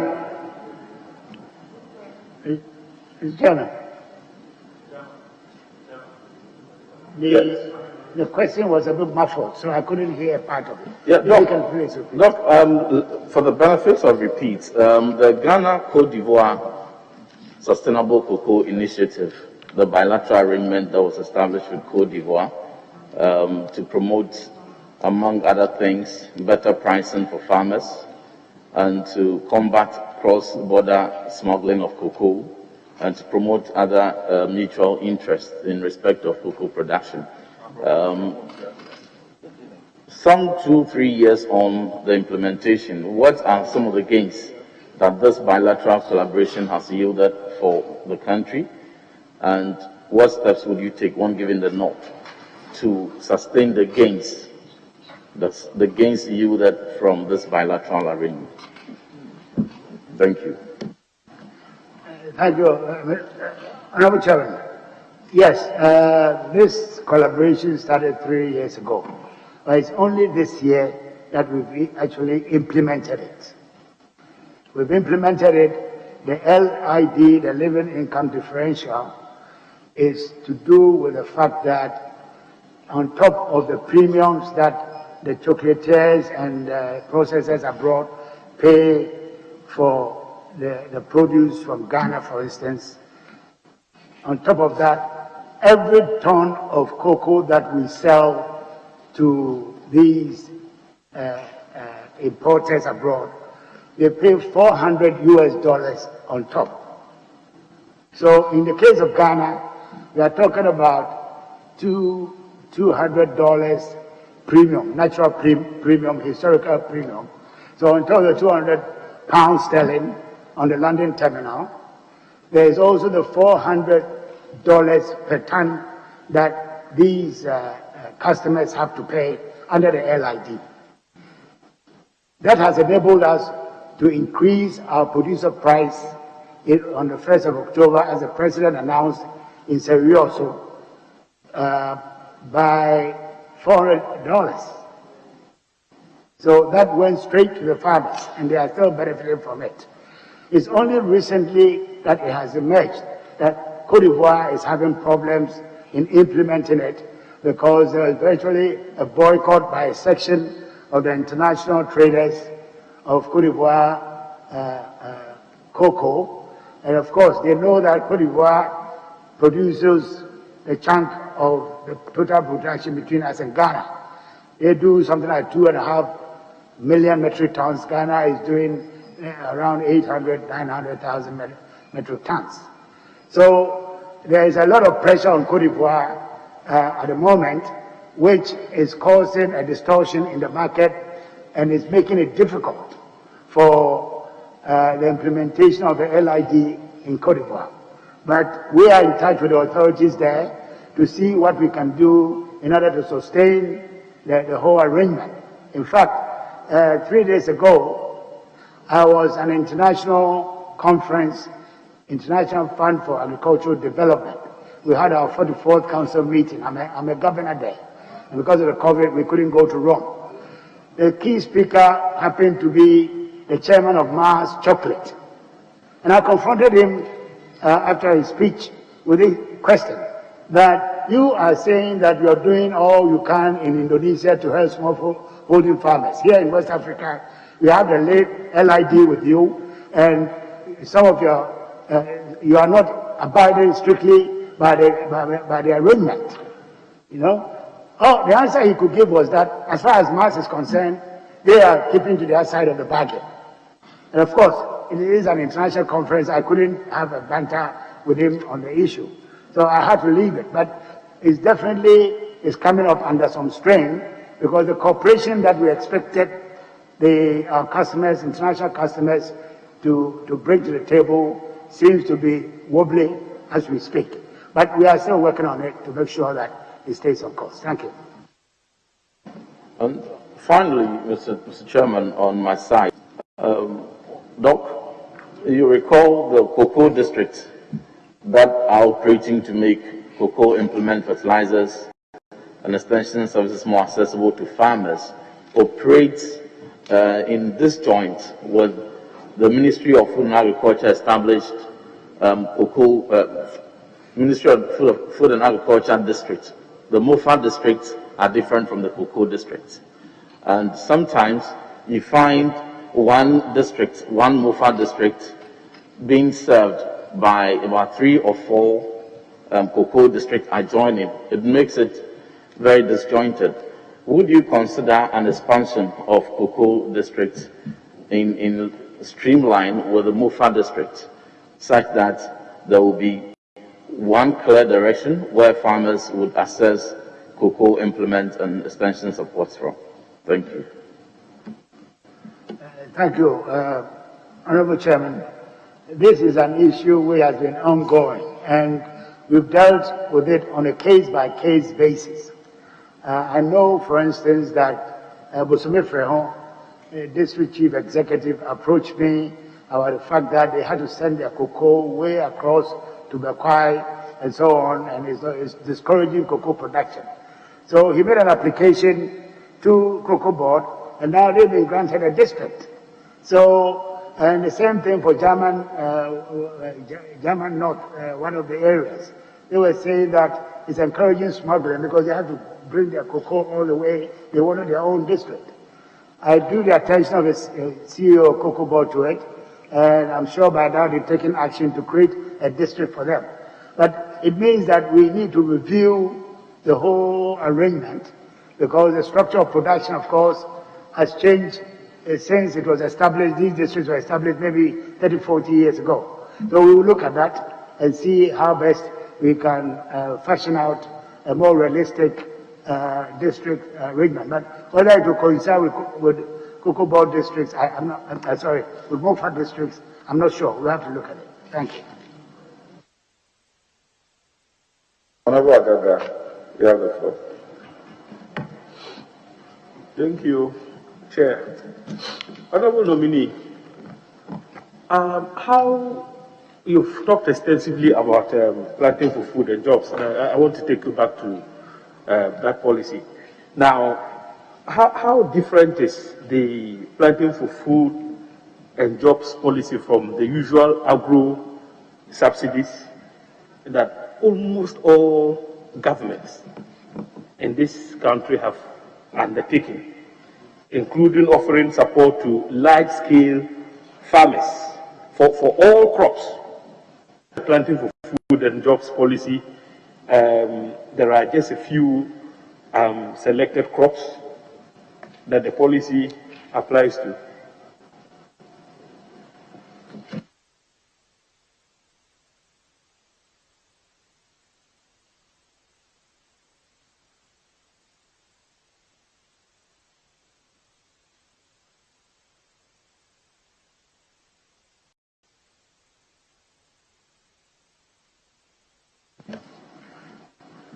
Thank you, Honorable Chairman.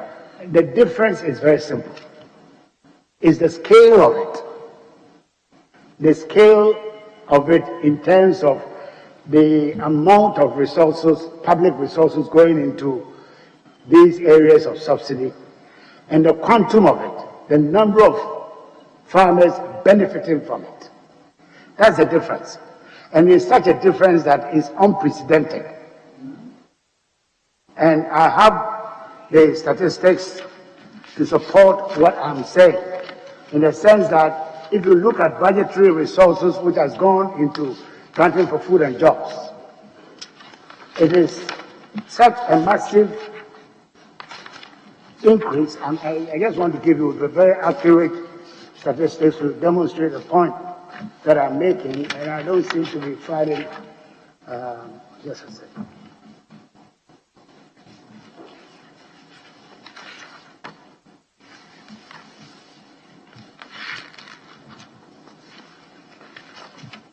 Anyway, I'll come to it in a second. So, for instance, before 2017, this fertilizer subsidy was put in place by the Kufuor government in 2007. And it was continued by the NDC administration for the 2 terms until we came. Throughout that period, the largest amount of fertilizer which was imported under the program was only 110,000 metric tons. And the 110,000 metric tons, the highest amount of subsidy was only 20%. 20% between 2007 and 2016. When we came, as I told you, from 110, last year, 2020, we were able to distribute over 400,000 metric tons of fertilizer under subsidy to farmers. 400,000. And not only that, we came in with a subsidy rate of 50%. So, in terms of scale, and as I said, from 202,000 beneficiaries in 2017, we are talking about 1.7 million beneficiaries in 2020.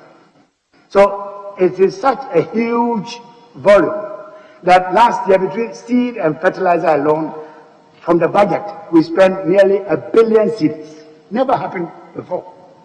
Both in terms of quantity, value, beneficiaries, and so on. So that is the basic difference between planting for food and jobs and other government agricultural projects, programs in the past as far as subsidy is concerned. Now, Honorable Nominee, notwithstanding the difference in quantum, that is what you say is the difference.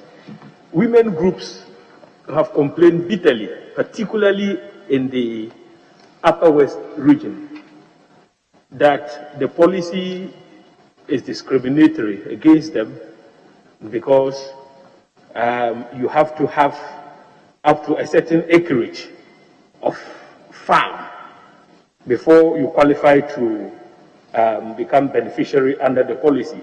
And yet, as you know, women are most vulnerable. Most of them are below the poverty line, so they are not able to benefit under the policy. Secondly, the category of crops that the policy covers does not include groundnuts. And you know, in that part of the country, groundnuts farming is the mainstay of women in particular. How do you intend to address this challenge associated with the policy? Honorable Chairman, I share the sentiment of the honorable member in that respect, that there is always been discrimination against women, but the severity depends from locality to locality, culture to culture. And if I may, Honorable Chairman, I'll recall a story where my car was stuck in the bush somewhere around Mion, and I had to wait for 2 hours to be retrieved from the bush for another car to come with a tractor to come and pull me out. And I was going to visit a group of women farmers. They waited. When I got there, it was 7:30. Luckily for me, the moon was so bright, we had the meeting. There were about 50 of them. It's a small village, but there were about 50 of them sitting under the tree waiting for me. And we had the meeting. And their complaint was exactly what you were saying, that we should give them special project. We shouldn't add them to their husband's requirement, because very little comes to them. And I was very sympathetic to that. Fortunately for me, the regional director of agriculture was with me. So we felt that we should make that as a pilot, make a special program for the women in that village to see how that will come up. To be honest, this was about 2 years ago. I haven't gone back to check about the impact, first of all, the action that it took to make sure that the women are separated and given special treatment, and if so, what impact has it got on production and so on. But now that you've reminded me, I'll go back to see how this thing works, because you're right. Government programs of a rural nature tend to favor men more than women and kids and children. So we have to be able to design these programs or fine-tune them to make sure that there's a balance between on the gender issue. So I'd like to thank you for bringing that to my attention. Yeah. Final question. Honorable Nobini, the last time the Minister Designate for Roads appeared before this committee, like you are appearing now, he gave strong indication that the Chuchulega Sandema Wesi Road is one of priority for this government because of the agricultural potential that the Fumbisi, Wesi, Bedimbilisi valleys comes with.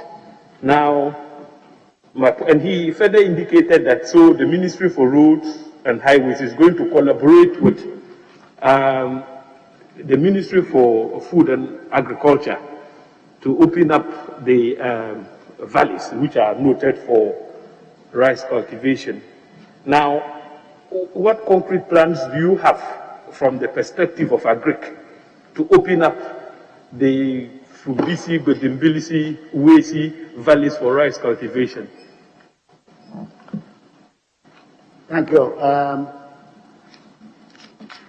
Honorable Chairman, the area the Honorable Member is talking about was one of the first areas I visited as an undergraduate in agriculture at the University of Ghana. And they took us there to show us that these are valleys, about 18 of them, that can supply the whole of West Africa with rice.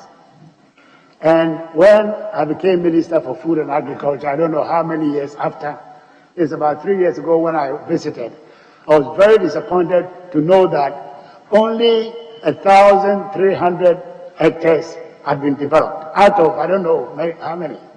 So it's really wasting natural resources to find these valleys which are ideal. Academics accept that that is a place, farmers and so on, but very little development. And in fact, I was in the company of the President of the Republic. The chief of Fumbusi appealed to us to come and open an agricultural college. And it's very much on my cards to do so. But not only that, we intend, as we speak, under one of our projects, we are clearing over 2,000 hectares. Don't forget, all those years, 40-something, 50 years that I went there, only 1,300 or so has been. We are doing 2,000 as we speak. You go there, they will tell you, you can go and see for yourself. We are very determined that we will make sure that God's endowment in Fumbusi is realized. So we are also building a warehouse. We put on a pilot scheme a rice mill, a small solar rice mill, to see how it works. So we have very big plans for the area, you can be assured. And indeed, my Honorable Minister Designate for Roads, we've discussed it, that in addition, we need the infrastructure to open up the place, whilst we do our bit to do so. So we have very, very big plans for the people of the area. You'll hear more about that in due course. Thank you. Yes, Honorable Menchia. So. Good day, Grand Uncle.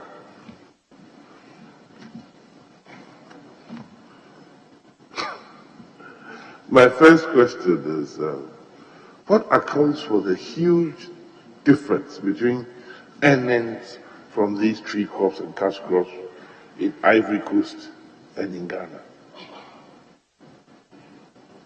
It says, what accounts for the huge difference in earnings from tree crops, Ghana and Cote d'Ivoire? Yes, thank you very much, Honorable Chairman. For those who are not very conversant with the subject, Ivory Coast earns something like $17–18 billion from tree commodities.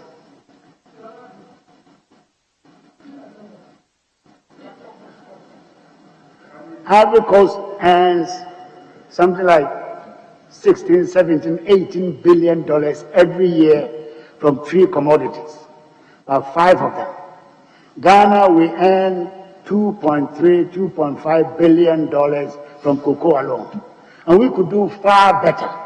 That's the essence of Tree Crop Development Authority.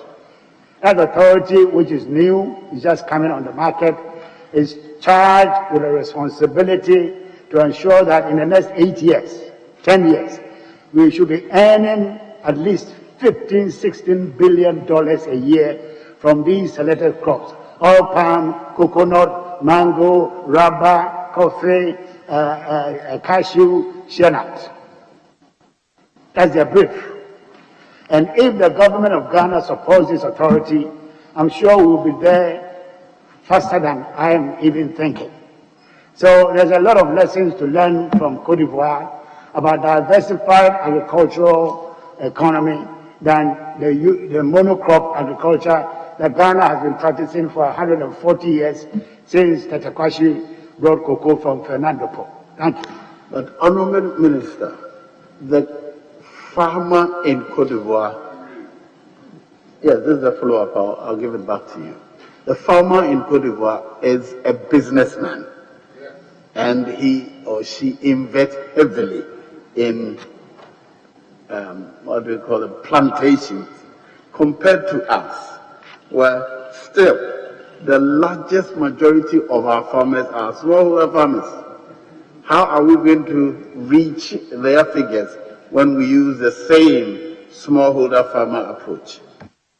If the smallholder farmer has been able to deliver a world-class industry like cocoa in Ghana with a premium of 200, 300 pounds sterling on top of the London market, I don't see why they cannot do the same with coconut, oil palm, rubber, mango, coffee, cashew, and the rest. We can use the same vehicle to develop. The only thing is that government has not been supportive of smallholder farmers outside cocoa.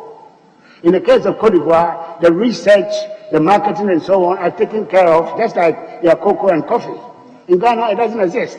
And that is the assignment given to the Tree Crop Development Authority, that they should establish a research with the research organizations and institutions doing research into these various crops. They should set up the marketing systems.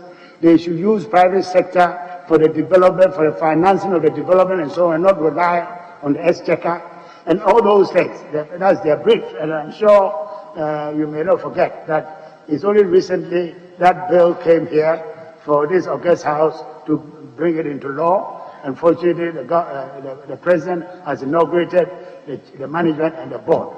And they are yet to be given their seed fund. And I'm talking to the Minister of Finance to make sure that happens, and they will be off the tracks. Thank you. Yes, you may continue. Thank you. With the support of buffer stock, Free SHS has been able to manage very well as far as feeding students are concerned. What is missing is that how is it that we are still not able to give, through buffer stock, enough cocoa products for our secondary schools? What? I said through buffer stock under your ministry, Free SHS has benefited a lot in economies of scale, quality of the food that are supplied. Why is it that we are not able to do the same thing for cocoa products to our secondary schools? Cocoa products are being supplied from Ghana Cocoa Processing Company in Tema. Cocoa CPC, as they call it, is 2/3 owned by Ghana Cocoa Board. They've had their problems, their financial problems in the past, where they went and borrowed 15 years ago, 20 years ago. They borrowed in dollars, and so the depreciation of the currency really brought about the collapse of that company. It's only under the current management that that industry is trying to revive itself with their new arrangement that I have put in place between Cocoa Board and CPC to make sure that the company revives. It's got a lot of potential, and I'm glad that the collaboration is working. And once they are on good footing, then obviously the kids can have their chocolate, no problem. But at the moment, they are not strong enough to do so. Thank you. Yes. I'll go first. Thank you very much, Mr. Chairman. Honorable nominee, I want us to go back to a matter that was raised by the minority leader when he engaged you a while ago. It involves the impasse between Fruit Terminal Company Limited and the Fruit Export Terminal Ghana Limited at the ports and harbors. First of all, what was the scope of the 2008 concession agreement that GPHA refers to as a defunct agreement? And are you aware that the FTC is still operating the Shed 9 that MOFA refurbished, and doing so under tariffs that have not been since revised when they were fixed in 2008, despite the fact that GPHA has for over 7 times revised their tariffs. Are you aware that FTC still operated Shed 9, even as FET was in charge of Steve Dorey?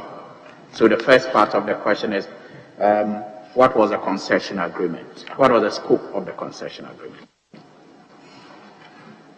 Hello, Chairman. I'm surprised that the agreement that we have with GPHA should be referred to by the honorable member as defunct. Yeah, I've never heard GPHA refer to it as defunct. I've never, and we've had a lot of correspondence. This is the first time this is being attributed to them. So that is beside the point. The main point that we are talking about is to do with the fact that the Shed 9 Ministry of Food and Agriculture had to borrow $500,000 US from the World Bank to put it in a position to export fresh fruits and vegetables. And the agreement has all kinds of conditions which up to today has not been met by GPHA. Fortunately, I started communicating with my colleague Minister of Transport. That communication is still going on to see how best we resolve this issue at the port. So I'm not in a position to make any comment, either public or private, on this issue until the discussion with the Minister of Transport has come to a clear conclusion. Thank you.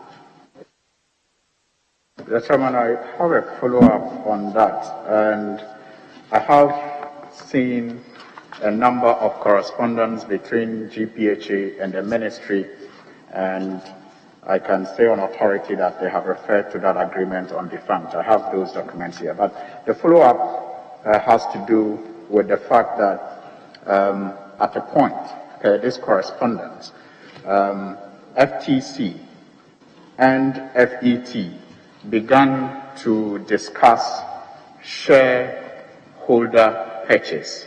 FTC therefore appointed Ernst & Young as transaction advisor. At some point, they even requested for an extension of the memorandum of understanding validity to allow them access all the information that they needed to acquire the shares in FET.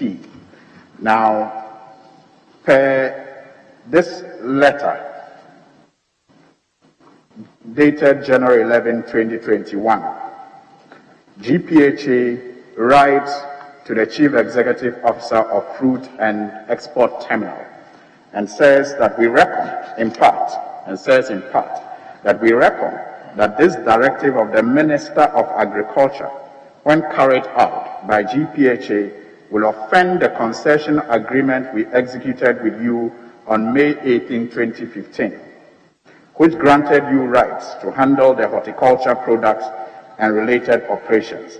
Unfortunately, we are not in position to decline the directive, considering the source and the motive behind it. Accordingly, we wish to hereby put on notice of your intention to terminate the concession agreement dated June 18, 2015. This is conveying information to them, information regarding the termination of a concession that they have with Ghana Ports and Harbour, and clearly the language will tell you that GPHA is not comfortable with that directive that has been agreed and sent to them by you and the Transport Minister. Again, GPHA in a briefing to you. Are you asking a question? I'm asking a question. I'm asking a question, Mr. Chairman. Please follow up with the question. If I ask the question without this background, it will not make sense, Mr. Chairman, with all due respect. With all due respect, Mr. Chairman. Thank you. So, this is their latest letter. But in a briefing to you, Honorable Nominee, they indicated that they had a concession with FET, and as part of the concession, FET was obliged to construct a facility designed to house the central store, the printing section, and offices for the electrical and welfare sections. The cost of this building is estimated at $3 million. And according to GPHA, FET has actually carried out all these projects.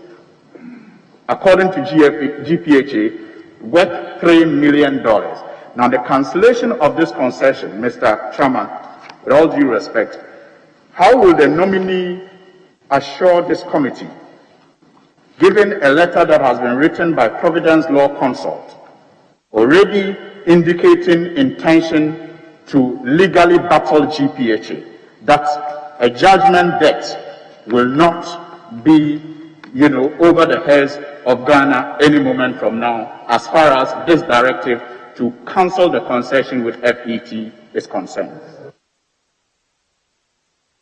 Yes, Honourable Minister. Honourable Chairman, I must confess I'm totally bemused and confused about all the quotations that he's making.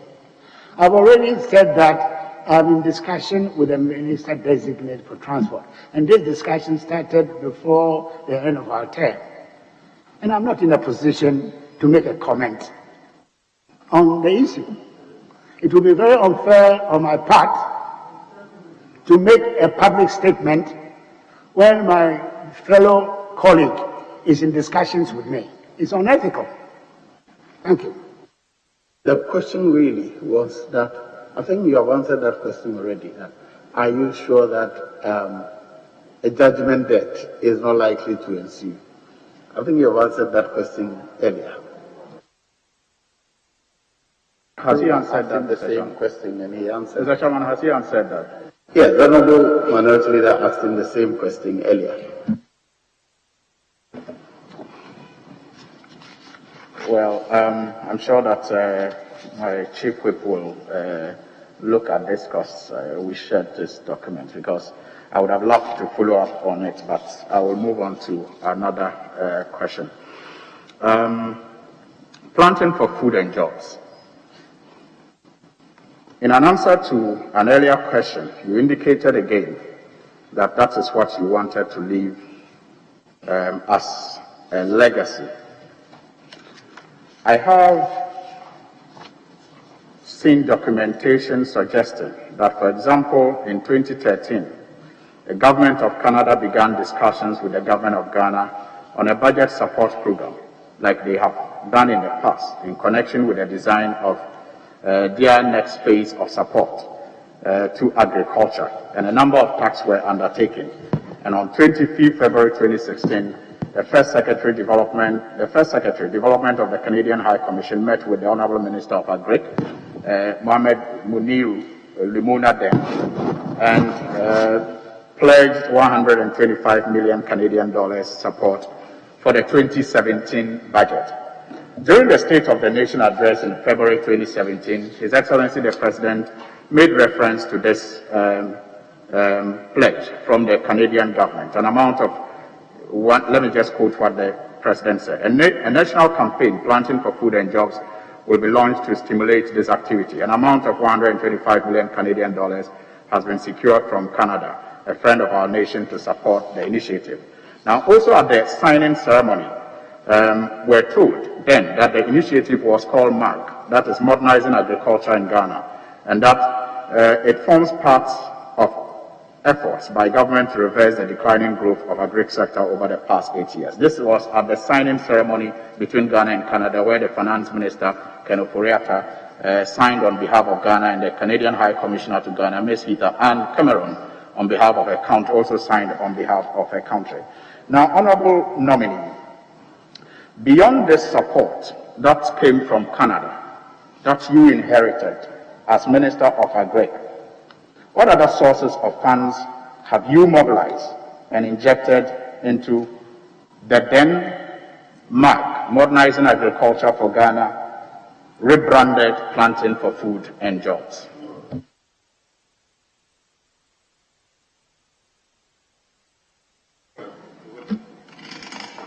Yes, Honourable Minister. The question is it Modernizing Agriculture that has been rebranded? No. What was the question then? The question traced the relationship between Canada and Ghana and the offer of 125 million Canadian dollars to support modernization of agriculture. And the SONA of His Excellency the President in February 2017 making reference to same. So I'm asking, beyond this Canadian fund, which was sourced and which he inherited as Minister of Agri, which other funds has he mobilized as Minister of Agri and injected into this program, then called MAG, now called Planting for Food and Jobs? That's the question, Mr. Chairman, with all due respect. Yes, Honorable. Have you solved any other fund apart from what Canada? Mr. Honorable Chairman, I think the Honorable Member of Parliament is getting very confused. MAG is for a specific purpose of re-establishing extension services in the agricultural sector in Ghana. And the support is coming in terms of logistics. So they have provided vehicles, 300 pickups and 3,000 motorbikes for the extension services. But, Honorable Chairman, before we took over, I did an audit.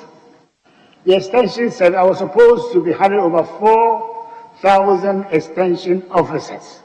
When I did the audit, there were only 1,600. And out of the 1,600, 80% of them were going on pension in another 2-3 years. So there was virtually no extension services for the vehicles to service. I had to come to Cabinet to ask for an excuse. Honorable Minister, so you have, your program is different and your sort of funding is different. So I don't understand when you're saying that it's called Planting for Food and Jobs. Thank you. It's not. Mr. Chairman, And secondly, please, I'm answering the question. Yes, Let me finish thank your you. question, please.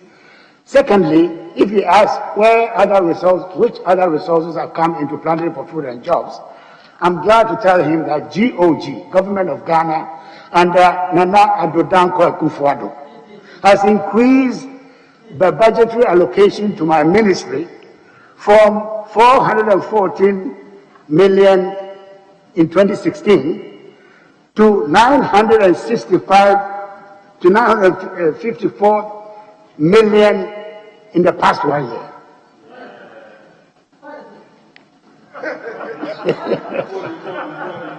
So it's our own resources which has gone into Planting for Food and Jobs, not any Canadian or any foreign intervention. It is a commitment of the President of the Republic to see to it that we put agriculture on a solid footing. And that's where the resources are coming from.